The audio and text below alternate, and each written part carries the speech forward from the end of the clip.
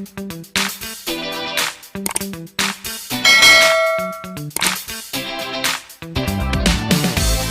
bismillah, assalamualaikum warahmatullahi wabarakatuh.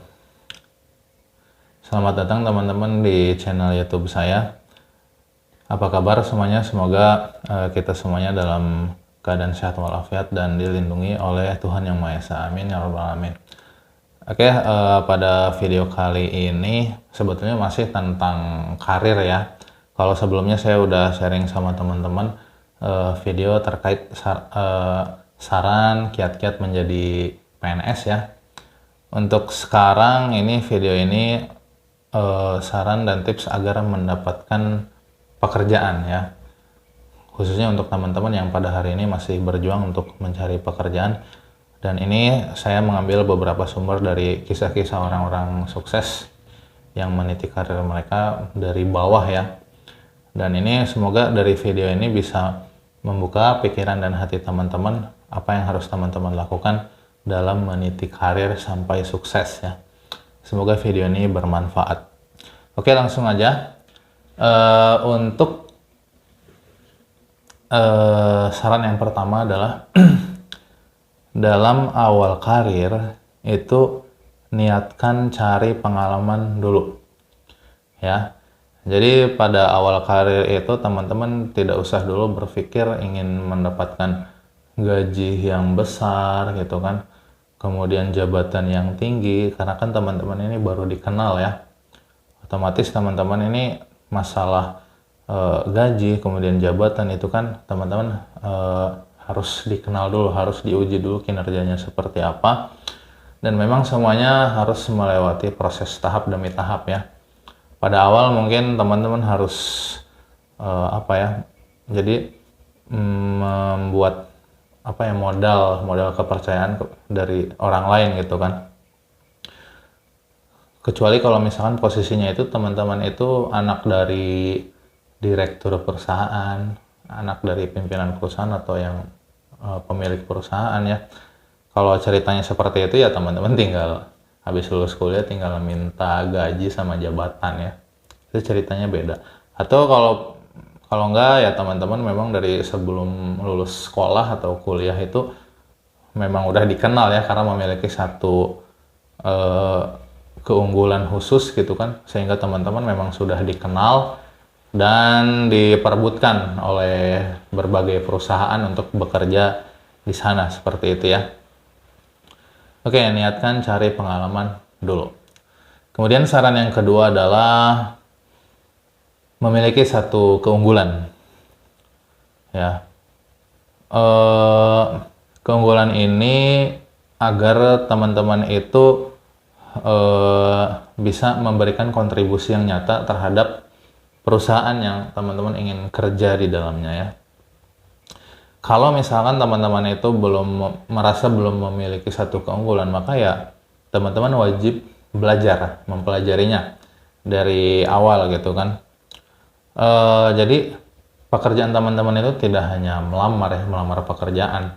Karena kalau misalkan pekerjaannya hanya ngelamar, habis itu mungkin ya mending kalau diterima ya. Kalau misalnya ditolak gitu, melamar ditolak gitu kan, tidak ada satu skill yang teman-teman pelajari atau ditingkatkan, maka dikhawatirkan itu hanya menjadi sebuah pergantian waktu yang sia-sia gitu loh.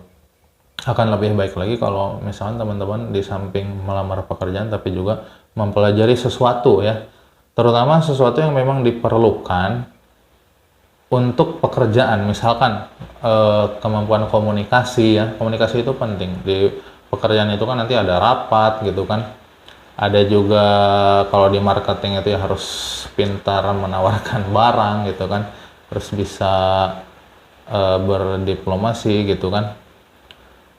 Seperti itu salah satunya. Kemudian ada juga bahasa asing ya. Bahasa asing ini penting juga. Kemudian khususnya bahasa Inggris ya. Saya sarankan teman-teman itu ikut ini ya, kursus TOEFL gitu, kemudian ikut tryout, kemudian ikut tes. Usahakan nilai yang didapatkan di tes TOEFL itu minimal 500 lah ya, jangan kurang dari situ. Ini hanya sekedar saran saja ya. Karena memang yang namanya sertifikat TOEFL itu sangat, kalau misalnya ada gitu kan, kemudian dimasukkan ke dalam CV gitu, kemungkinan diterimanya cukup besar ya. Tapi memang untuk bisa dapat nilai minimal 500 agak sulit ya. Kemudian ada juga desain grafis, video editing ya. Zaman sekarang ini dimanapun ya desain grafis itu dipakai ya. Ya di perusahaan, di sekolah gitu kan, bahkan kalau misalkan di kegiatan di musola, di masjid gitu juga kan, pembuatan banner itu kan desain grafis juga ya, di mana-mana lah seperti itu. Ini pasti diperlukan di perusahaan-perusahaan ya. Video editing juga ya, zaman sekarang ya serba medsos ya, lebih bagus kalau mengupload video yang memang sudah diedit sebagus mungkin gitu. Ya, keunggulan-keunggulan itu diharapkan memang bisa diterapkan di perusahaan teman-teman nanti bekerja ya. Kemudian memiliki sesuatu yang bisa ditawarkan gitu kan. Sebelum melamar itu misalkan teman-teman itu memang seorang YouTuber dengan jumlah subscriber banyak, atau selebgram, followernya itu nyampe ratusan ribu gitu kan.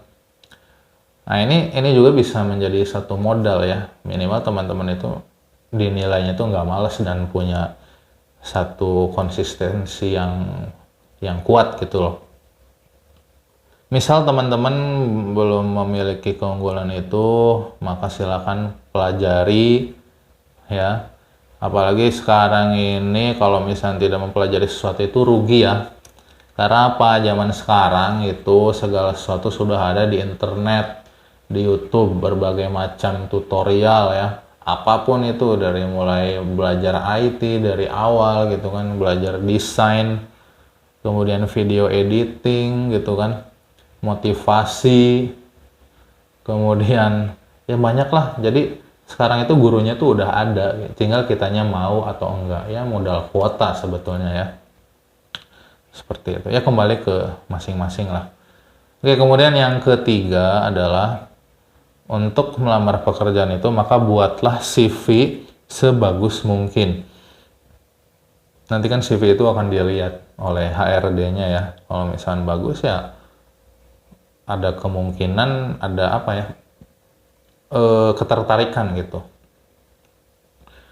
Masukkan di CV itu berbagai hal-hal positif yang bisa membuat perusahaan tertarik terhadap teman-teman. Misalkan sebutkan aja prestasinya apa gitu kan, pernah juara ini, juara itu. Tapi memang juaranya itu minimal di bidang yang memang ada hubungannya dengan bidang perusahaan yang teman-teman lamar ya.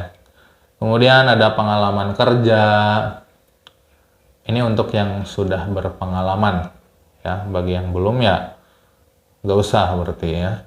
Kemudian pengalaman berorganisasi, yang dulu kuliahnya itu menjadi ketua hima gitu kan, menjadi pengurus atau pernah ikut kepanitiaan gitu kan, minta aja sertifikatnya untuk melamar pekerjaan. Ini lumayan ya, karena memang dunia organisasi dan dunia kerja itu nggak beda jauh seperti itu. Kemudian yang udah pernah ikut TOEFL dan nilainya besar, wah ini nilai plus banget ya. IELTS juga itu. Oke, itu saran yang ketiga. Kemudian saran yang keempat itu adalah jangan terlalu selektif, jangan terlalu sembarangan juga dalam memilih perusahaan. Pertama, jangan terlalu selektif itu ya sebenarnya tergantung situasi juga ya. Misalnya pada kenyataannya itu teman-teman ingin melamar di perusahaan yang memang sesuai dengan passion teman-teman ya. Ya syukur-syukur ketika melamar memang keterima gitu. Wah ini satu hal yang sangat harus disyukuri ya. Itu suatu kebahagiaan tersendiri ya kan. Tapi kalau misalkan kenyataannya memang teman-teman itu ingin melamar di perusahaan yang bidangnya itu sesuai passion, tapi pada kenyataan kalau misalnya ditolak gitu kan, ini maksud saya itu kalau misalnya terlalu selektif mau sampai kapan gitu loh. Maka udahlah sekiranya memilih perusahaan yang memang bukan passion, tapi istilahnya teman-teman nggak benci-benci amat gitu, maksudnya nggak suka ya sedang lah gitu kan. Itu ya menurut saya diterima aja gitu kan. Belajar, pelajari, cari pengalaman gitu kan. Kemudian ini ya, maksudnya pilih perusahaan itu yang sekiranya pimpinannya itu bisa memberikan manfaat kepada teman-teman, misalnya dari pengalamannya, ilmunya gitu kan. Kemudian si bos ini juga bisa menghargai kinerja teman-teman gitu loh. Jangan sampai bekerja di perusahaan yang memang bosnya itu kurang pengertian lah ya. Teman-teman itu udah memberikan kontribusi yang besar gitu kan, lembur, bahkan kadang kerja di hari libur, tapi gajinya misal segitu-segitu aja gitu kan. Nah ini teman-teman tidak ada salahnya untuk memikirkan pindah kerja gitu ya. Pilih bos yang baik dan memberikan manfaat lah ya. Jangan terlalu sembarangan dalam memilih perusahaan ya. Karena sebetulnya ini menentukan kebahagiaan di masa yang akan datang ya. Kemudian usahakan bekerja itu jadi memilih perusahaan yang bidangnya itu memang dari awal itu akan terus ditekuni sampai seterusnya ya, sampai selamanya ya, sampai akhir hayat gitu kan ya. Ini supaya nanti misalnya suatu saat kita itu apa sih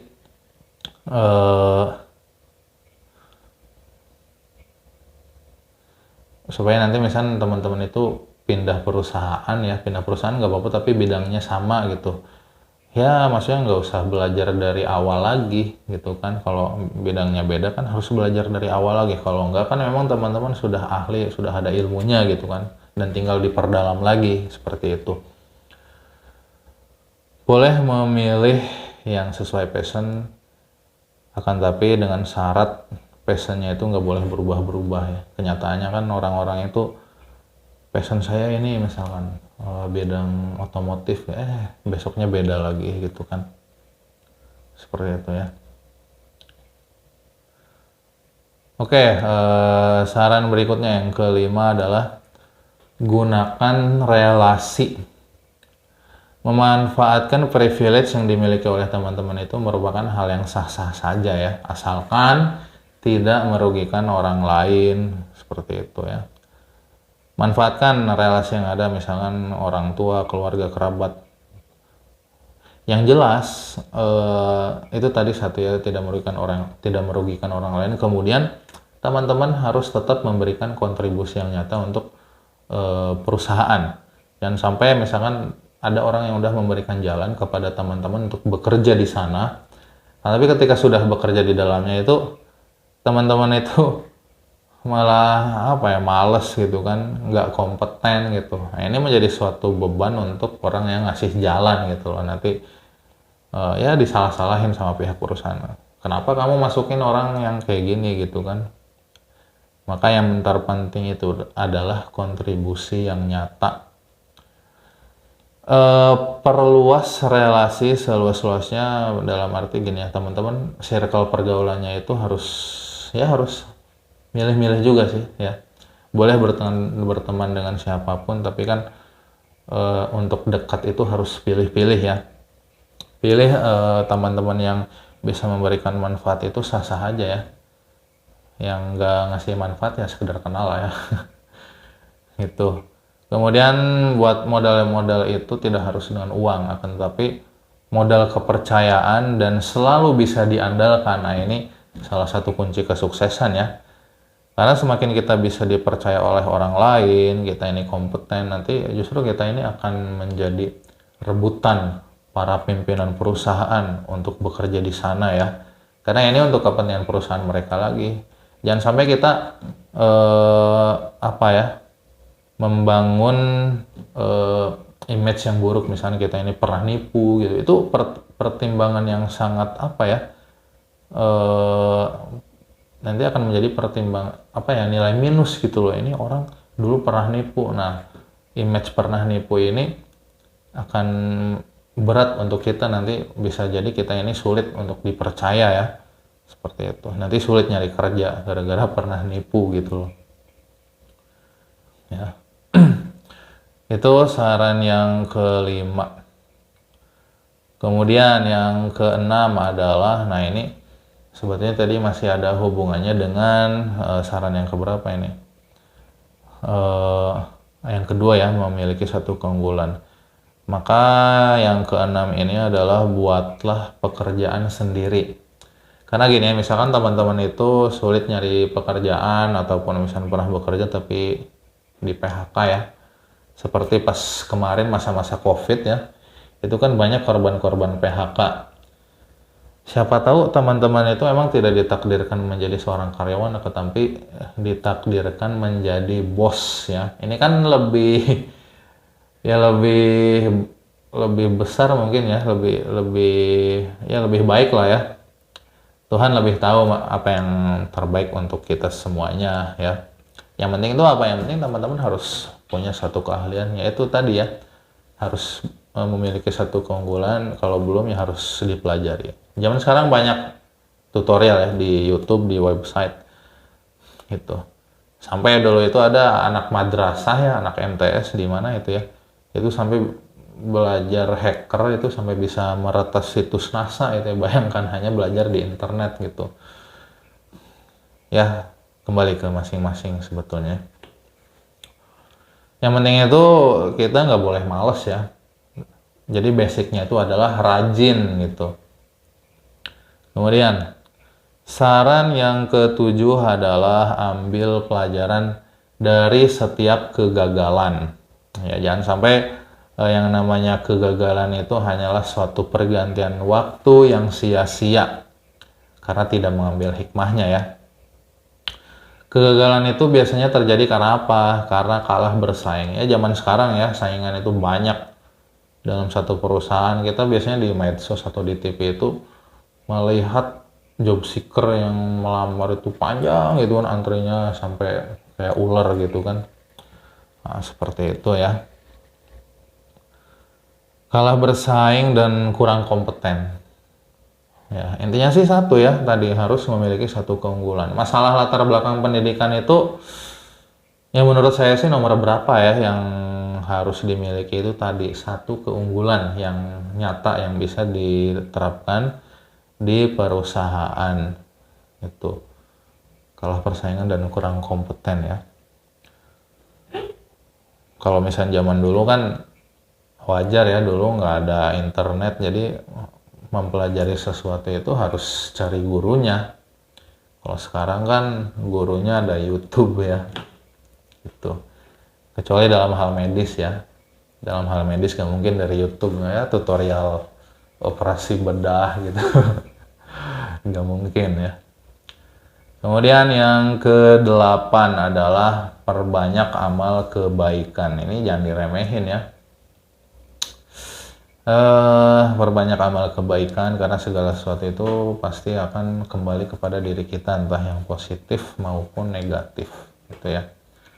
Kebanyakan orang yang sukses itu orang-orang yang selalu memberikan sedekah kepada orang lain, meringankan beban orang lain. Sedekah itu utamakan kepada orang-orang yang terdekat kita dulu, misalnya di keluarga kita, kemudian tetangga gitu kan, yang terdekat aja dulu. Saya tuh pernah dulu suka transfer ke satu lembaga amal ya. Ternyata ada satu berita besok-besoknya itu kalau gaji dari atasannya itu nyampe 250 juta per bulan gitu kan, itu cukup mengecewakan ya. Jadi menurut saya utamakan orang-orang terdekat dulu yang ada di sekitar teman-teman ya. Cari itu yayasan yatim piatu, kan biasanya di depannya itu suka ada kotak amalnya ya. Masukin ya 100.000 ya, 1 juta gitu ya. Sering-sering berbagi, sering-sering memberikan makanan, pakaian gitu kan. Ya teman-teman kalau di rumah ada misalnya pakaian yang udah nggak bisa kepakai atau mungkin karena udah nggak muat ya, tapi masih bagus gitu loh. Nah itu menurut saya jangan dibuang gitu kan. Ya kasih aja ke orang yang membutuhkan gitu. Itu ya. Kemudian ini yang misalnya teman-teman itu kadang insecure ya karena belum mendapat pekerjaan itu kan, masih tinggal dengan orang tua ya. misal ini yang orang tuanya itu apa ya, kadang ada yang ngambek mungkin ke teman-teman gitu kan. Menurut saya sih udahlah nggak usah emosi gitu kan, karena berpikirnya tuh gini, misal suatu saat teman-teman itu udah diterima lah bekerja di suatu perusahaan di kota, itu otomatis kan ya mending kalau misalnya kerjanya itu di dekat kampung halaman misalkan, itu masih bisa apa ya, masih bisa pulang itu jenguk orang tua. Tapi misal bekerja di tempat yang jauh gitu dari orang tua gitu kan, jadi menurut saya misal teman-teman belum belum dapat gitu kan, maka sebetulnya tinggal dengan orang tua itu adalah satu momen sebetulnya, kesempatan-kesempatan terakhir di mana teman-teman itu masih bisa menikmati kebersamaan dengan orang tua. Nah, mungkin dari sini mungkin ada juga dari yang menonton ini mungkin orang tua gitu kan, yang anaknya belum bekerja, itu misal ya ini saran sebetulnya untuk semuanya aja ya, ini momen kebersamaan yang harus dimanfaatkan ya.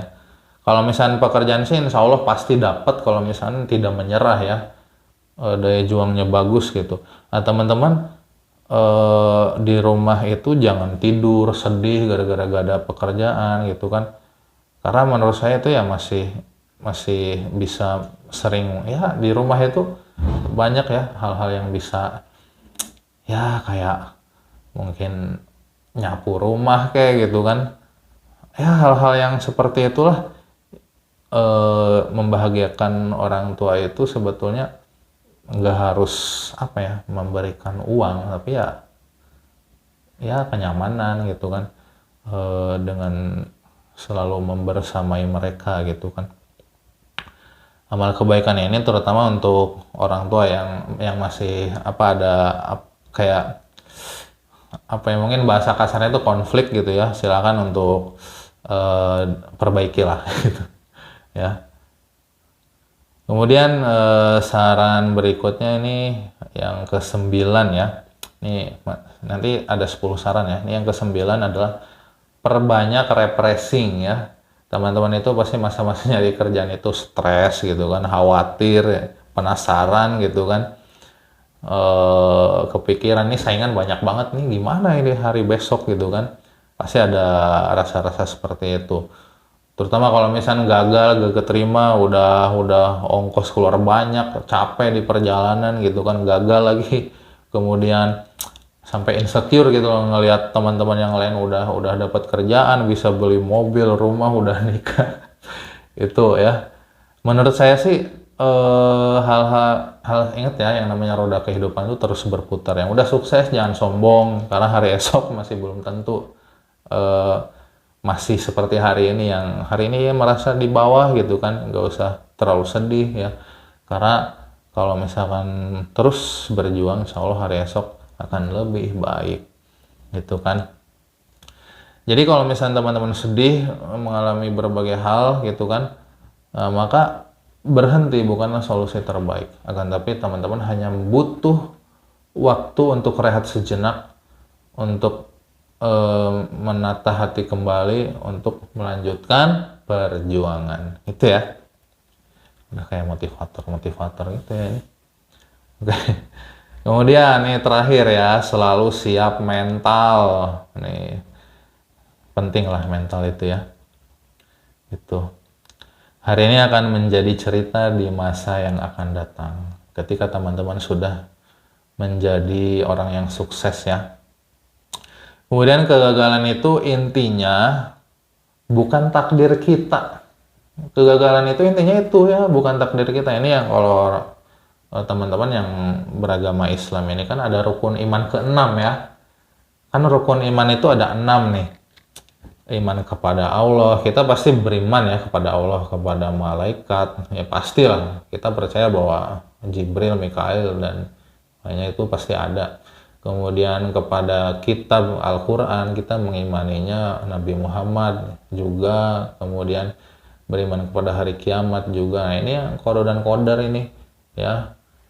Kita mengalami kegagalan, sedih itu, kemudian menyalahkan Tuhan gitu kan, itu sebetulnya hampir melenceng dari beriman ke rukun iman yang keenam ya. Intinya bukan takdir aja gitu kan. Apa yang sudah ditakdirkan untuk kita pasti tidak akan kemana. Apa yang tidak ditakdirkan untuk kita, maka sebesar apapun usaha kita, kemungkinan tidak akan menjadi milik kita. Walaupun sebetulnya yang namanya takdir masih bisa dirubah dengan doa ya. Tugas kita hanya mengejar apa yang memang sudah ditakdirkan menjadi milik kita. Oke, itu aja mungkin dari saya. Ini semoga bermanfaat, bisa membuka pikiran dan hati teman-teman, dan mungkin semoga ada gambaran untuk teman-teman setelah ini harus seperti apa gitu kan. Saya doakan teman-teman semoga semuanya sukses gitu kan. Jangan lupa ketika sudah sukses jangan sombong, ingat selalu orang tua, anak yatim gitu kan. Dan ini saya secara pribadi mohon maaf apabila ada kesalahan yang dari kata-kata yang kurang berkenan. Yang kurang berkenan itu karena memang saya manusia yang serba memiliki kekurangan gitu. Adapun kelebihan itu semuanya adalah karunia dari Allah Subhanahu wa taala. Terima kasih. Silakan kalau misalkan teman-teman suka dengan video ini, like, kemudian subscribe akun YouTube saya. Oke, terima kasih. Assalamualaikum warahmatullahi wabarakatuh.